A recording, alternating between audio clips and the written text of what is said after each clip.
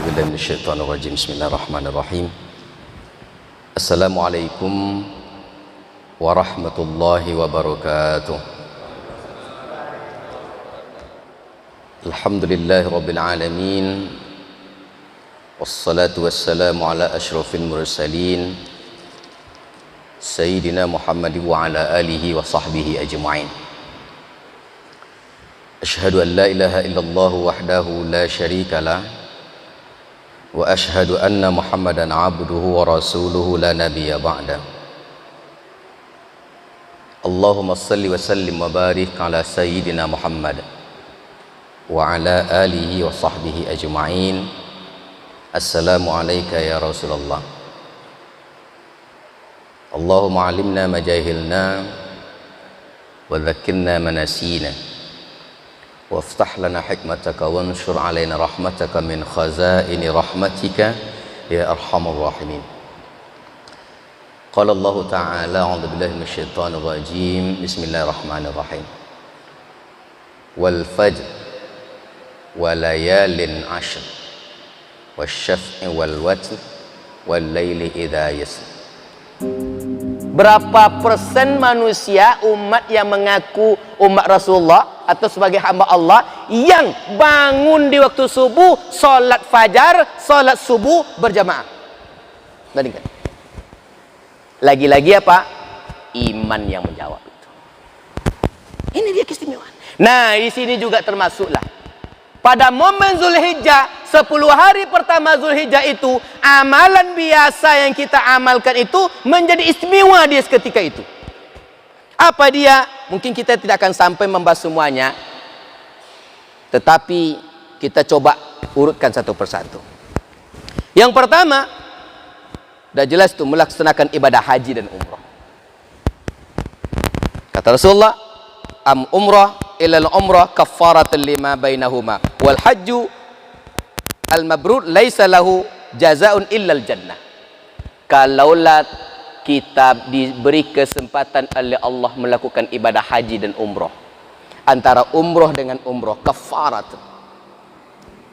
haji yang mabrur, umrah yang mabrur, tidak ada balasannya kecuali surga. Haji, beruntung kalau kita sudah menunaikan ibadah haji. Kenapa? Puncak daripada rukun Islam itu ketika kita periksa masuk keseluruhannya di dalam ibadah haji itu, rangkaian ibadah haji itu. Makanya ibadah haji ini istimewa nih. Istimewa. Mulai kita berangkat, ya kan? Masuk semuanya itu. Ibadah harta, ibadah badan, ibadah lisan. Masuk semua. Ibadah harta otomatis itu, harta kita belanjakan untuk ongkos ONH. Ibadah badan itu adalah perjalanan sa'yun, manasikal hajj. Perjalanan kita itu ibadah fisik. Maka ibadah haji itu mesti memerlukan fisik, tapi fisik ini tetap adalah kuasa Allah Subhanahu wa taala. Kemudian apa lagi? Ibadah lisan. Zikir, selalu zikir gitu. Ini. Nah, haji dan umrah. Itu yang pertama. Maka siapa yang melakukan haji dan umrah ketika di bulan Zulhijjah ini, maka dia mendapatkan apa? Keistimewaan yang sangat luar biasa. Itu yang pertama. Tapi tahun ini nggak tahu nih, entah seperti apa pelayanan ibadah haji di tanah Mekah, tanah haram. Ustaz, bagaimana haji tahun ini, Ustaz? Ada keberangkatan nggak kita? Nggak ada kan? Gara-gara corona lagi, ya kan? Kalaupun demikian kita rawat ganti, tetap ibadah, kita perbanyak ibadah. Apa ibadahnya? Ibadahnya paling tidak kalau yang kita yang nggak punya modal, apa dia? Ada salah satu istimewa lagi. Siapa itu? Yang melakukan sholat subuh berjamaah di masjid, dia tidak pulang sampai waktu matahari terbit.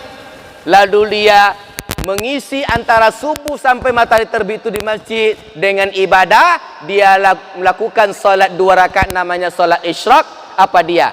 Dia mendapatkan pahala setara dengan haji dan umroh. Taman, taman, taman kata Rasulullah. Diingat ke Rasulullah 3 kali. Sempurna, sempurna, sempurna. Jadi Bapak Ibu yang sudah terlanjur membayar ONH, tidak jadi berangkat haji, jangan kecil hati. Bagaimana caranya? Rawat ibadah subuh itu. Subuh berjamaah di masjid, jangan pulang, duduk di masjid itikaf, ibadah, baca Quran, zikir. Lalu apa? Begitu matahari terbit, salat 2 rakaat. Namanya salat syuruk. Kan nggak banyak orang mengamalkan kan? Lagi-lagi itu. Yang istimewa-istimewa itu nggak banyak orang mengamalkannya. Tapi yang biasa-biasa, itu yang pertama. Yang kedua, puasa. Puasa di hari-hari 10 itu. Yang paling utama puasanya itu apa? Puasa Arafah. Puasa Arafah. Kalau nggak bisa kita puasa tanggal 1, 2 sampai tanggal 9, mungkin tanggal 7, 8, 9 atau tanggal 8, 9 atau tanggal 9-nya puasa Arafah. Bagaimana puasa Arafah itu? Puasa Arafah ini adalah puasa yang terutama yang kita lakukan itu. Maka manfaatkan itu puasa. Nah, ibadah puasa ini bagaimana kata Rasulullah? Puasa itu as-saumu li wa ana ajzi bih, kata Allah Subhanahu wa taala. Puasa itu untukku dan aku langsung memberikan pahalanya. Memberikan ganjarannya. Subhanallah. Maka ibadah puasa itu kalau biasa kita puasa kan? Senin Kamis puasa, kita puasa Ayyamul Bid, kita puasa Nabi Daud, kita puasa. Tetapi kalau kita melakukan puasa Arafah, istimewa dia di sisi Allah Subhanahu wa taala. Kaum muslimin yang dirahmati Allah Subhanahu wa taala. Itu yang kedua. Yang ketiga, nanti terutama ketika hari Idul Adha, kita perbanyak ibadah. Yaitu apa? Yaitu takbir, zikir pada sehari-hari itu. Pada setiap waktu itu perbanyak zikir. Secara sir atau secara terang-terangan. Bahkan oleh ulama mengatakan apa? Boleh saat ini kita perbanyak zikir itu. Tetapi tidak seperti yang beramai-ramai itu. Tapi kita perbanyak zikir. Kita biasa takbir, tahlil, tahmid, tasbih. Kita perbanyak zikir. Subhanallah, alhamdulillah, la ilaha illallah, Allahu akbar, la haula wala quwwata illa billahil aliyil azim, la ilaha illallah Muhammadur Rasulullah, dan sebagainya. Perbanyak zikir. Zikir-zikir yang kita dawamkan selama 10 hari Zulhijjah ini juga ibadah istimewa. Maka sambil kita berjalan, banyakkan takbir, ya kan? Banyakkan tahlil, banyakkan tasbih, banyakkan zikir-zikir kepada Allah Subhanahu wa taala. Itu yang ketiga. Dalam sebuah hadis riwayat Ahmad bin Hanbal dikatakan apa? Faksiru fihinna minat tahlili wat takbiri wat tahmid. Perbanyaklah pada hari-hari itu untuk bertahlil la ilaha illallah, la ilaha illallah, la ilaha illallah. Kemudian apa lagi? Takbir, Allahu akbar, Allahu akbar. Tahmid, Allah, alhamdulillah, alhamdulillah, alhamdulillah. Perbanyak itu. Maka kalau kita biasakan tahlil ba'da salat, ya kan? 33 kali. Nah, selesai salat itu sambil kita la ilaha illallah, la ilaha illallah, la ilaha illallah. Allahu akbar, Allahu akbar, Allahu akbar. Alhamdulillah, alhamdulillah. Nah, ini dawamkan zikir. Atau kita khususkan zikir yang seperti yang kita biasa bertakbir misalnya, boleh. Allahu akbar, Allahu akbar, Allahu akbar, la ilaha illallah, Allahu akbar, Allahu akbar, walillahil hamd. Boleh. Tapi itu kita aja. Tapi nanti ketika pada waktu-waktu khusus kita banyak-banyakkan atau rame-ramekan untuk berzikir rame-rame kita. Untuk apa? Syiar. Nah, ini zikir. Perbanyak zikir. Zikir istimewa yaitu memuji Allah Subhanahu wa taala. Memuji Allah. Alhamdulillah, memuji Allah. Kenapa? Sebaik-baik doa kata Rasulullah mengucapkan alhamdulillah. Alhamdulillah. Takbir, mengagungkan Allah Subhanahu wa taala. Supaya apa? Supaya rasa sombong dalam hati kita itu habis. Kenapa? Gara-gara sombong itulah kita nggak jadi masuk surga, Pak. Makanya dengan kita banyak-banyak bertakbir, itu untuk apa itu? Supaya kita hanya mengagungkan Allah semata. Hanya mengagungkan Allah semata. Kenapa? Kalau tidak kita perbanyak takbir, mungkin akan banyaklah sifat-sifat yang akan mengotori hati kita. Paling tidak apa? Takabur namanya. Sombong. Kita sudah baik-baik amal, tapi apa? Nggak jadi masuk surga. La yadkhulul jannah, kata Rasulullah. Nggak jadi masuk surga. Gara-gara apa? Ada kibir. Sombong, hanya sebiji zarro saja. Sombong, nggak jadi masuk surga. Padahal sholatnya sudah bagus. Puasanya, zakat, haji, umroh, semua ibadahnya bagus-bagus. Nggak jadi. Kemudian tahlil. Tahlil itu apa? Qaulus sabit. Ya kan? La ilaha illallah. Tidak ada Tuhan kecuali Allah subhanahu wa ta'ala. Kita nafikan selain Allah ta'ala sebagai Tuhan. Hanya cukup Allah semata. La ilaha illallah. La ilaha illallah. La ilaha illallah. Qaulus sabit. Ini pamungkas. Kalimat pamungkas untuk selamat dunia akhirat. Pergantian hidup di dunia untuk masuk hidup di alam barzakh yang aman harus ada password. Apa passwordnya? Qaulus tsabit. Kalau ingin masuk alam barzakh dalam keadaan selamat, pegang passwordnya, hafal passwordnya. Karena banyak orang nggak bisa dia mengucapkan passwordnya. Ingat film Upin Ipin. Kan ada alat itu kan, alat deteksi suara itu kan, tidak boleh masuk katanya, salah katanya kan, marah-marah dipukul-pukulnya, akhirnya masuklah katanya kan. Nanti di alam barzakh kita akan masuk. Siapa yang akan selamat di alam barzakh? Siapa yang mengucapkan akhir kalimat dia ketika dunia menjelang matinya mengucap la ilaha illallah, kata Rasulullah, dakhalal jannah. Belum lagi yaumul jazak, surga. Masih di alam kubur, Allah jelmakan kuburnya apa? Raudhatum mir riyadil jannah. Apa kuncinya? La ilaha illallah. Subhanallah. Kita biasa mengucapkan la ilaha illallah. La ilaha illallah, la ilaha illallah. Tapi ingat, di lisan itu. Yang sesungguhnya di mana tahlil itu? Tahlilnya itu di sini. Maka di sinilah riyadhah dalam ilmu tasawuf.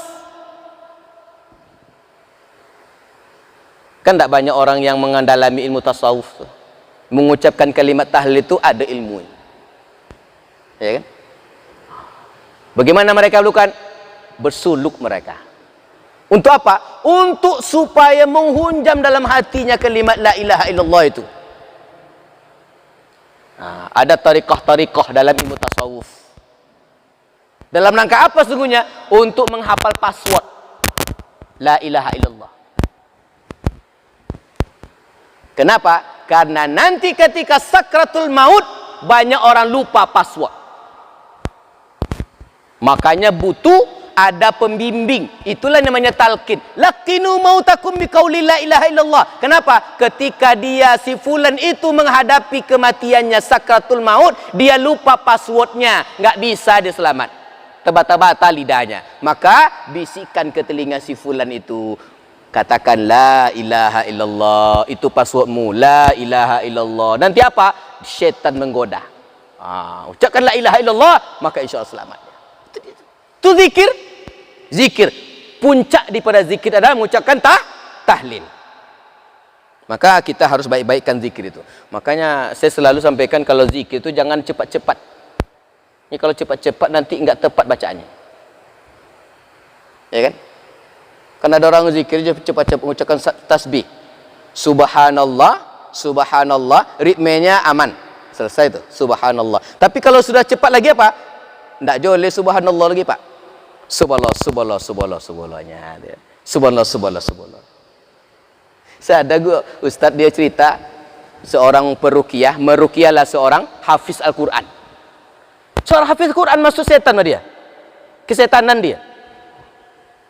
Pas di ruqyah oleh seorang ustaz, berdialoglah jin yang ada dalam tubuh seorang hafiz ini.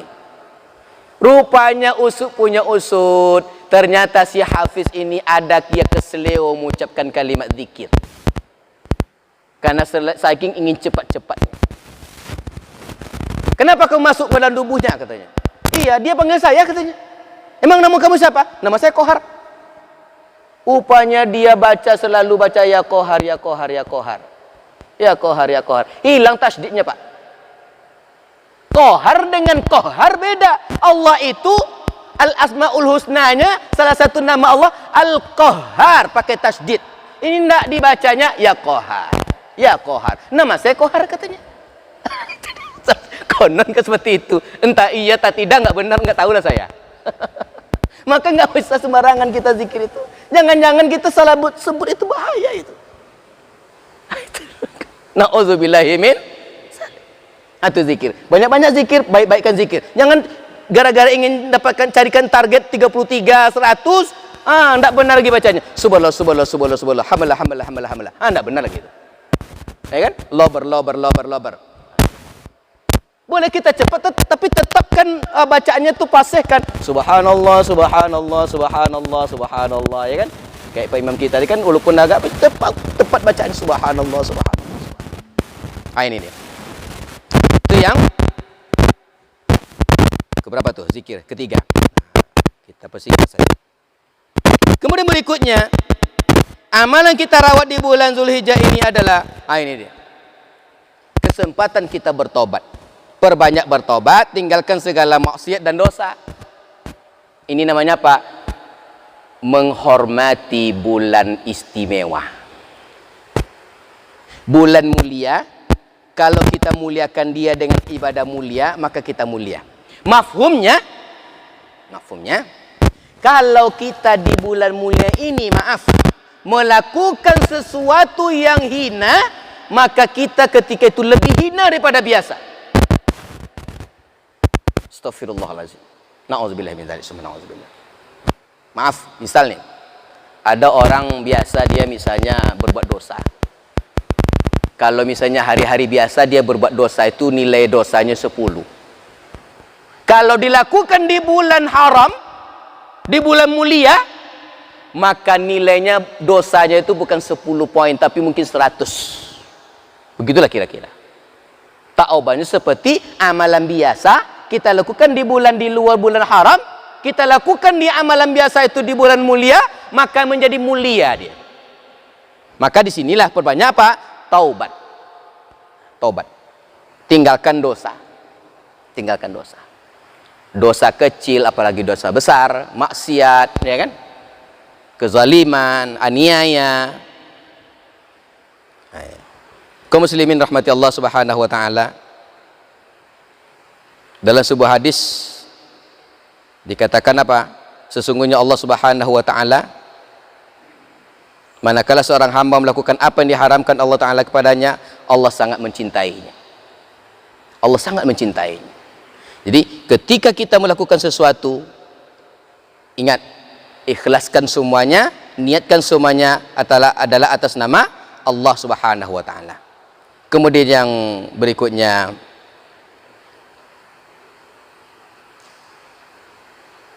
kita persingkat saja. Ini dia. Kita biasa nggak menyembelih? Biasa.